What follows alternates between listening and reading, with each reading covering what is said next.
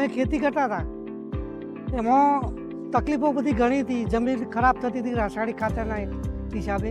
હાલ જમીન ફળદ્રુપ થઈ છે, ઓછી થઈ છે અને એમાં ઉત્પાદન સારું મળે.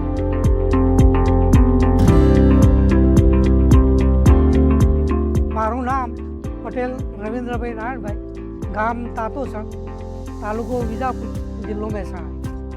આ પાડી પાસે જમીન હાલ 9 વીઘા છે. પહેલાં કપાસનું વાવેતર કરેલું, એના પછી આ બધાએ 9 વીઘા બટાકા વાવેલું. એમાં અમે પહેલાં પારંપરિક રાસાયણિક ખાતર વાપરતા હતા, પણ હવે 2 વર્ષથી કૃષિ ઇન્ડિયાનું ખાતર વાપરીએ છીએ. એમાં black carbon, black gold, bio potash એ બધા ખાતર વાપરેલ છે.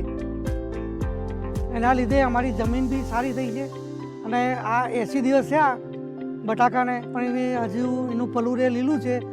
અને મને એવો અનુભવ છે કે બટાકાની સાઇઝ પણ મોટી છે અને એને કલર પણ સારો છે અને મને બજારમાં ભાવ પણ સારો મળશે એવી મને આશા છે.